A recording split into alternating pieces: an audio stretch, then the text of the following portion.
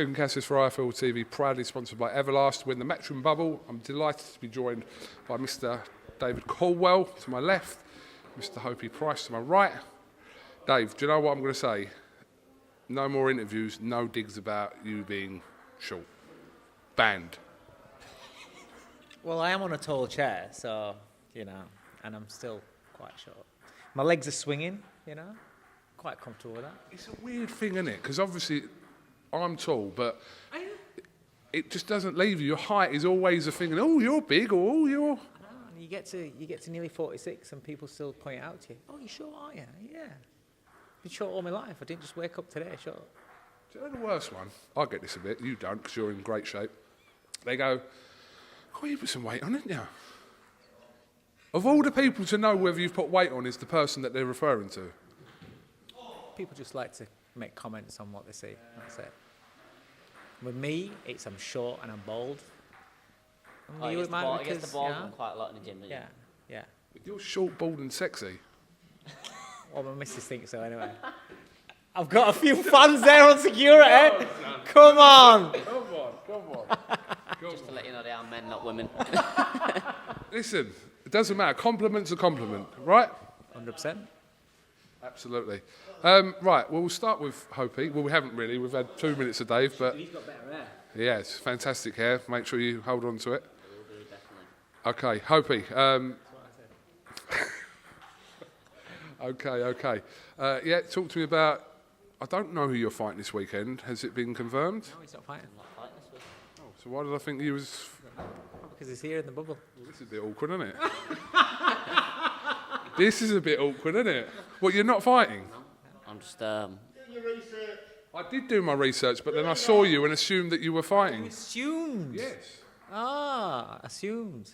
Bad thing. No, but assumption. You can get in trouble for assuming I'm things. going to turn this round. Obviously, that was a joke, and I knew that you weren't fighting. Okay. But when are you next out, mate? This weekend, if they want. No, Go on. well, I ain't got a date yet, but just waiting for the call of Eddie, ain't we? And Just waiting on Eddie. just He's waiting on Eddie. So ready. He's ready I've to been go. ready for weeks, so I'm ready whenever I get the call. Okay. No, I genuinely, right, because the main event fell out, I assumed that someone else would be added to the card. I saw you, and I did assume that you were on the card. So... No, originally he was supposed to be out in May, and Eddie did mention that it could be on Laron's undercard, but obviously we knew that it wasn't. But it's not. We're just waiting on a date. He's training. He's ready to go. He's been sparring 8 rounds regularly. He's ready to go. But obviously I don't have assistants and people like that, so I've got a slot where I can bring somebody with me to help me out, just fetch and carry. But it means I can bring him in here and carry on with his training, so he's not missing sessions, and also gives him the experience again of being around the fight atmosphere, around other fighters, just picking little things up, just part of his education, part of his his knowledge of the fight game, really. Keep Laron a little bit of company. Yeah.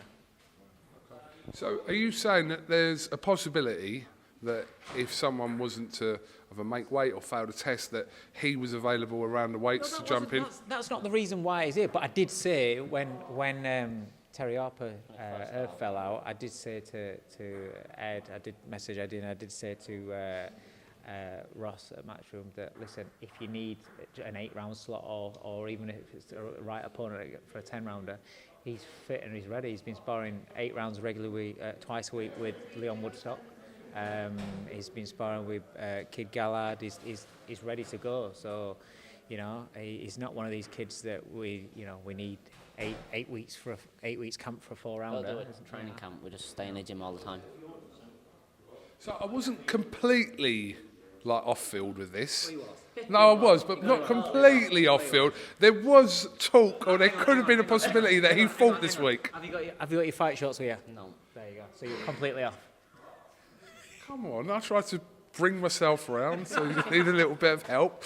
But for you now, obviously you've only had a few fights, so this kind of stage, still building fights, still building rounds and win, etc. before the aim of fighting for some sort of title. I'm assuming that's kind of the next step you're looking to take. Yeah, just like you said, just keep on developing and obviously stepping up the rounds and just a couple more fights underneath my belt, and then when Dave just finally say, right, you're off the leash, then all guns blazing, then we're coming for all the titles. How good is he, potential-wise? If you want me to be honest, potentially, I haven't seen a ceiling on him yet. He's that good. Do you know what it is for me? He's the most complete fighter mentally that I've ever worked with. Like, That's a strong statement. And I mean that mentally. And in every aspect, nothing phases him. From when we first went out to LA sparring and he's got his gloves on at 10 o'clock due to spar and, Like 3 hours. and waiting. Yeah. In the gym, he kept saying, I never had a pro fight by then and was waiting to spar, and I'm in the gym and he's going, yeah, you're in next. And I'm looking, I'm thinking, can I just take this head guard off because I'm sweating to death with this head guard on. And it was 3 hours. Bearing in mind, we're just on it. If anyone was beat at the wild card, you kind of know what it's like. So yeah, at this point, I didn't know him like I know him. He'd not been with me that long. So I didn't know how I was mentally how he was going to react. And I'm thinking, shit, if then he gets in there and he's sparring with a killer, how's he going to react? And he was just how he is every single day. It was just completely in his own stride. And that's when I first thought, all right. But more so since is I put him in positions and in situations in sparring where he's uncomfortable. He's long, he's rangy, so he could keep it long with people all day long. But I've had him sparring strong super featherweights, experienced super featherweights, punchers, and having him up close and where it's a fight and where it's physical, sparring with Kid Galahad, where you know what how Barry is, you know, the tricks that he pulls and things like that. And day by day, sparring session by sparring session, you see the development in him. Nothing phases him, and he takes things on board. And I'm telling you, mentally, he's so switched on, it's unbelievable, and he's so mature for a young kid. Even though he's only just 21, and he's only 4 fights in, it's not that I want to rush him and put him in against, you know, the best. But what I'm saying is domestically, I'm looking at kids that are like 16-1, Zaid Hussein. I'm looking at Riaz Mahmoud, who's something like 14-1 or something like that. I'm looking at them sort of people because he's ready for that. But more importantly, he's ready for that mentally. I've got no doubts about it on that. And on ability-wise, he's going to be phenomenal. It really is. And again, if he was that kind of kid, you couldn't speak like that about it because you're hyping him up and all that, and it goes to his head. He's not that kind of kid, and his family's not that kind of family.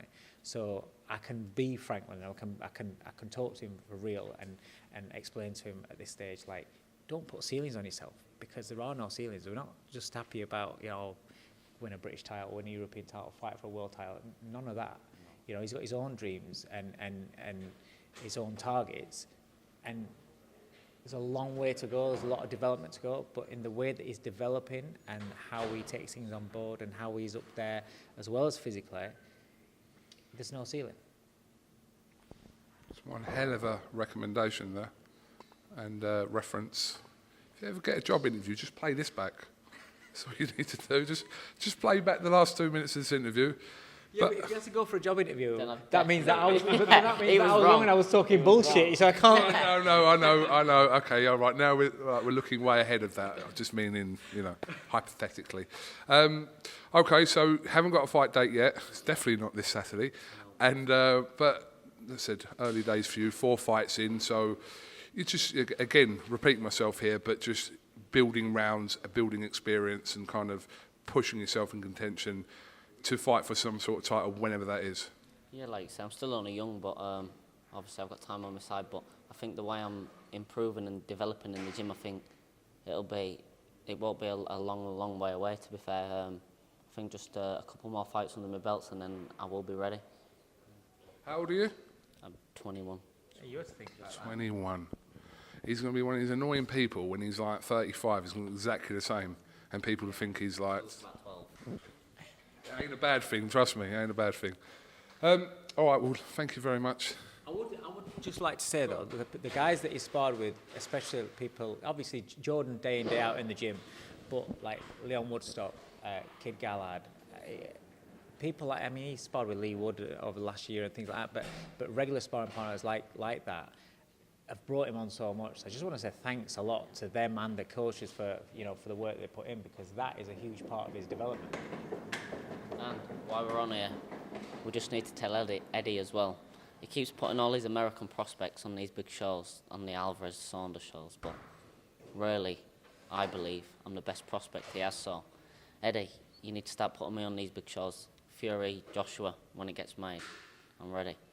Yeah, stop neglecting the UK talent, mate. UK. All right? Stick some of our boys on. To be fair, we've got some great talent in the UK, really. But when you're comparing to the kids that they've got in America, that they keep pushing, But I understand he's got to build his American market. But this kid needs to be active. He's good. And with more fights, more rounds, you're going to see the best of him. And it's not like I'm one of these that wants to put him in against journeymen that aren't going to punch back. Eddie knows that. Sort it out, Hearn. That's the message. Hopey and David, thank you very much for talking to IFL TV. This is not a pre-fight interview. Do you know what, though? I don't have to. I could have edited this to look and stopped, and I could have gone. But you don't edit things. No, we don't. No, not always. Certain instances over the years has kind of changed that, but I try not to edit nothing. Don't need to be going into that right now. But anyway, there was only one other time I can remember to this, and this has never happened. I've never interviewed someone thinking they're fighting Saturday and they haven't. Is when I watched the fight once, and I left after the 12th round completely thinking that fighter had won the fight. So I literally, as soon as the last bell went, I went round the back, set the camera up and all that. And when they come round, it was given a draw, and I didn't know. So I started the interview as if to say, yeah, like you've won the fight. And then that fighter said to me, see, even you think I won that fight. And I thought, yep, try and win this round now. Oh, God. So they thought I was almost interviewing them as a winner because I fought and I was being vocal about it. And everything. Liked you with them. Did you fill them in? Did you let them know? No, I think I just left it. Okay. Did you cut it? I cut a little bit to make it look, I had to because that was an almighty blunder. But this was in jest. I was just, there's no not in jest, that's the wrong word. We all make mistakes. Yeah. We all do, even the great Kugan CASSIUS. We were just saying it's an honour to be interviewed by you. Because you are... Now you make me feel bad now because I've actually just made a blunder. I've never done this ever. Anyway, it's the first time for everything. It's given a little bit of... Let us know that you're human. You're fallible. Absolutely. Yeah, okay. Thanks, guys. Thank you very much for talking to IFL TV and wish you the best of luck on Saturday night.